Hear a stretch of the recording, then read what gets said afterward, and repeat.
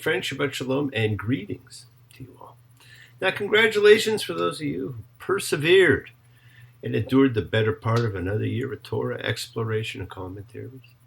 There's 53 weekly portions that we go through every year. We're at number 45. Just a handful more to go. Well, I guess you all survived Tisha B'Av, the 9th of Av, that dark day filled with hate and destruction. And now you're off celebrating Tu B'Av, the 15th of Av, the great day of love, the day that, all couples in Israel want to get married. Well, I'm for love, simply because you're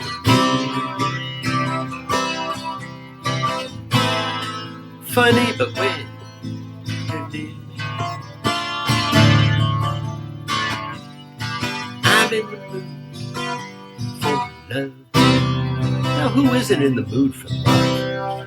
In the last few weeks, I've done 4 weddings and a funeral. There's a movie in there somewhere. That's a sign that summer is fleeing. Since people are more able to gather in the summer, they want to have their nuptials. But the sun is out a little less, the heat will soon fade, and the fall is on the horizon. People need to get their weddings done while the weather allows. And of course, so many of them are the couples who were canceled in 2020 because of COVID, and now they relish the chance to gather again. Just as we love to gather together again, live in the collective consciousness. Seekers showing faith and love. As a community, we love to be a community. It's a chavura, a fellowship. As we express our nature of kindness, compassion, thoughts, feelings, hopes, dreams, and wishes that unites us all. Those are the essences of humanity. In this community house of spirit, Beth Ruach, sharing and bringing light, keeping fear at bay. So once again, please do go ahead. Invite everybody physically, digitally, psychically, emotionally, spiritually, to gather and share from Psalm 133, the Hine Matov. Come together. Come on down, everybody. Hine Matov. Shevet Achia. Hine Matov. Shevet Achia. How good, how pleasant it is for brothers and sisters together. Community.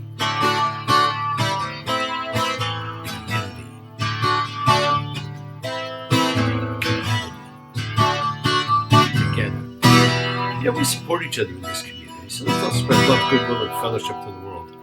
Remember, friends, this is you setting aside a little bit of sacred time in your own sacred space to honor and converse with whoever, whatever you happen to believe in, because we all believe in something. It's a part of your kavanah. It's your intention that you put out to the universe. It's your goodwill. Goodwill and intention are the roots of what you can control, of what you can correct. Your intention sets in motion everything that occurs in your lives. So let's take some time now. Let's send some of that goodwill, some light, some healing out to whoever that needs it. The world needs it. Healing and renewal for everybody.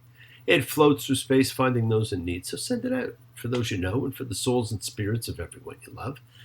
Think of whoever that needs healing, renewal, and love, or just plain goodwill. Focus on them. Call their names. It's not just for people. It's for our pets. It's for the earth. It is the healing of the world. The Tikkun Olam, it's part of our spiritual genetic makeup, my friends. We have to help heal the world. It's not something we complete. It's just an ongoing task to be dealt with in this lifetime and every lifetime. We must each do our part. We must each do what we can to improve and change our own little corner of the world, because as we change ourselves, we change our conditions in life. And as we constantly change, we refine ourselves and we work to understand others. We broaden our own outlooks on life. And as we do that, we heal and the people around us heal. And a part of that healing of the world is when we send thoughts and energy for health and renewal and goodwill for everybody. They don't have to be sick. It's for those in our hearts and our minds. Let's all send energy out for the people in need everywhere. Special thoughts and prayers for Ronnie, for Catherine and Snoopy, for Gloria and Kay, for Doria, for Fern and Johnny, for Terry and Dave, for Mookie, Alex, for Rosanna, Lisa, for Scotty, Polito, for all those suffering and in need. Let's not forget to include all the familiars of our lives, all of our sacred animal friends everywhere, my friends. Because everybody you know in need could use the good healing, and it's for the whole world. and it is for the B. Friends, it is the kindness, the healing, wishes, goodwill, and love. We all send out. It just circles the world finding those in need. So thank you, each of you, for all you do, for all you care, because the world is a world of spirit, and spirit never dies. And this is your contributing. You're not looking for anything in return. It's your gift to the world.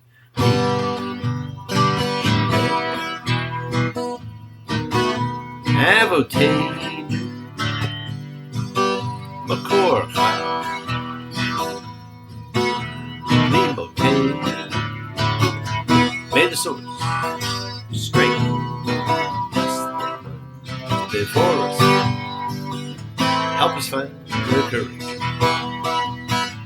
Make our lives a blessing. The renewal.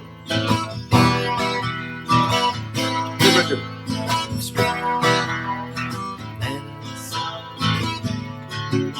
Amen. Misha Barak, let us all have our spirits renewed, because this is the great prayer for healing, my friend, which we call upon God to heal as He has healed before.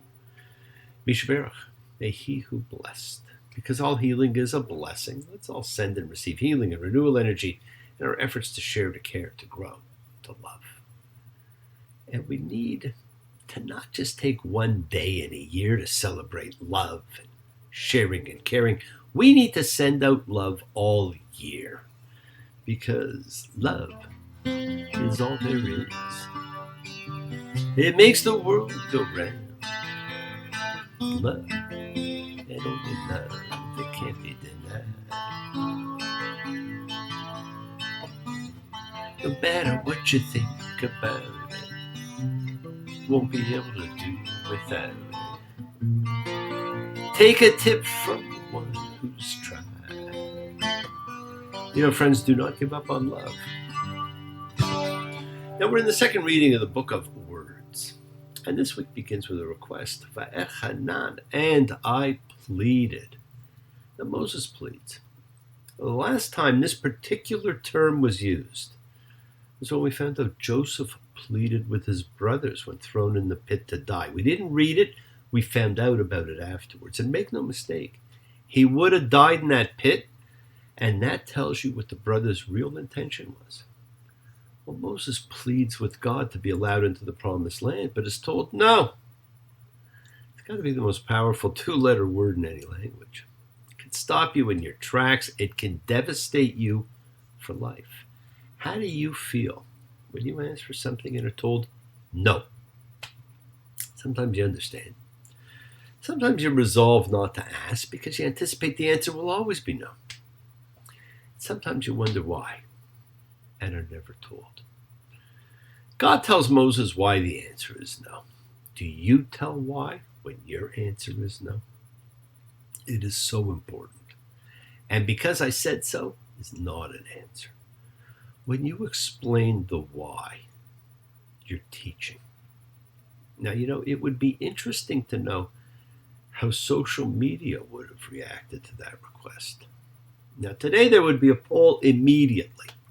And I bet the people would side with Moses. After all, we are taught, forgive, be kind, help others. Well, if we're to treat the world that way, wouldn't we expect God to do the same for Moses? Friends, Moses' life ends as it began, at a river, water. Water is the great metaphor of Moses. It's his beginning, found in a river, and it is his death here at the Jordan. And rivers have been a very interesting theme since the beginning, since the story of Eden, as a symbol of great civilizations, of the Nile, the Jordan, the Tigris, the Euphrates. People disagree just about everything. Makes you stop and all wonder why. Only yesterday I saw someone on the street who just couldn't help but cry. But this old river keeps rolling on, no matter what gets in the way, which way the wind does blow. As long as it does, I'll just sit here and watch the river flow. And like a river that ebbs and flows, I want you to notice words and themes ebb and flow. They wind from Genesis through Leviticus and Numbers into Deuteronomy, like threads through a fabric. There's another theme that will develop in this book. It is a theme of choice and of opposites. We have now reached what is the beginning of what is known as the Grand Sermon. Deuteronomy 4:1.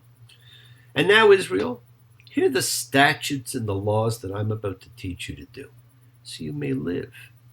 And you shall come and take hold of the land that the Lord God of your fathers is about to give it to you. You shall not add to the word that I charge you, and you shall not subtract from it. Now, this is important. This is something that will be repeated often. Do not add, do not subtract. It's great in theory. But we have added so much to the Torah via interpretation. And in this belief we have that more is better. And that is something, my friends, that is still being heavily debated. Adding to a command is actually as dangerous from taking away from it. Indeed, as Rashi noted in his comment on that verse in Genesis, adding to it may lead to taking away from it. One must therefore use extreme caution when interpreting and expanding the laws in the Torah. It's a delicate task. Many believe we've added much through rabbinic interpretation. But after the period of the Talmud and Mishnah, which goes back thousands of years now, the law has pretty well been left alone. Interpretation continues. After the Talmud, Mishnah, the next great period was the Middle Ages. But we are told every age demands interpretations, and I say that to people all the time. Friends, the law is presented in the Torah as divine, but it requires human strength and wisdom to carry it out. Things change. We have to be prepared to adapt. Now, we then get this retelling of the words of the Epiphany, and changes take place. Even for them, there is adding and subtraction. They're changed from what they were in Exodus. Deuteronomy 4:12. And the Lord spoke to you from the midst of the fire. The sound of words you did hear, but no image did you see, except the sound. And he told you his covenant that he charged you to do, the 10 words. And he wrote them on 2 tablets of stone. Well, you see, even the scene now has been changed. Now, in keeping with the book of words, the people just heard. They did not see. But in Exodus, the seeing was very important also. It was as important. And yes, God wrote them, but Moses destroyed them, and Moses wrote the second set. Moses begins weaving his method of including a generation that could not have been at the Epiphany, and that ultimately includes everyone. Not with our fathers did the Lord seal this covenant, but with us. We who are here today, all of us alive. Each generation now must see themselves as personally standing at Sinai, not just as inheriting their parents' covenant, but as making the covenant themselves. It is a present, living commitment from generation to generation. Face to face did the Lord speak with you on the mountain from the midst of the fire. I was standing between the Lord and you at that time to tell you the word of the Lord. For you were afraid in the face of the fire and did not go up the mountain, saying, I am the Lord your God who brought you out of the land of Egypt, out of the house of slaves. The freedom from slavery has become the new trademark of God, more important than creation. And he then repeats the list. You shall have no other gods beside me. You shall make no carved likeness, no image of what's in the heavens above or on the earth below, or what is in the waters beneath the earth. You shall not take the name of the Lord your God in vain, for the Lord will not acquit whoever takes his name in vain. Keep the Sabbath day to hallow it, as the Lord your God has charged you. Now, the Exodus version has remember. And that's probably the biggest difference here. In Exodus, the Sabbath is explained as imitatio Dei. Just as God stopped after 6 days of creation, the people are instructed to stop, to cease on the seventh day. Here there are other reasons included. And of course, it has been suggested by some great scholars that when God states the commandment in Exodus, God identifies the Sabbath with the creation of the universe and the sanctification of time. But when a human, Moses, states the commandment, He identifies the Sabbath, rather, with history, with a divine action in human affairs. The Sabbath, therefore, comes to have both dimensions of space and time, cosmic and historical. It goes on, honor your father and your mother, you shall not murder, you shall not commit adultery, you shall not steal, you shall not bear vain witness against your fellow man, and you shall not covet. Now, the other big change you will notice was in the 9th, vain witness instead of false witness. And it is the in-between explanatory sentences that you notice the change is really occurring. And friends, considered the most broken is actually the 7th, adultery, except maybe for the coveting. And the reason for that is because it's the commandment that good people break. The temptation's extraordinary. The potential for hurt is substantial. The potential for leading to other behavior, especially lying, is tremendous as well.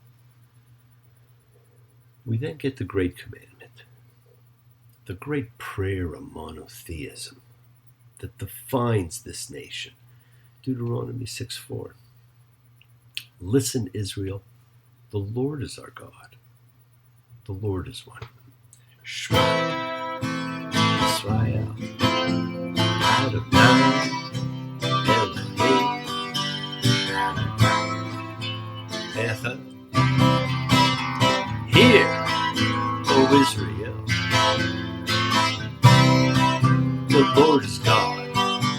The Lord is one. You know, it's a simple 6-word prayer. Listen, hear, everyone. God is God alone. It's such a simple but powerful statement whose words have so many meanings. Listen, any who fought with he who caused being. There's only one creator, one alone. Those are all those same words with their other translations, but they say the same thing.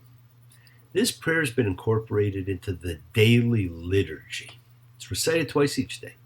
It is written on the scrolls of the tefillin that the religious Jews wear on their arms and heads. It's in every mezuzah on every Jewish doorpost. It is imprinted on the soul. Yes, my friends, the world is sacred. So is everything in it. Express your gratitude. Light a candle, make a wish, celebrate your life and the lives of those you love. Share your feelings with them.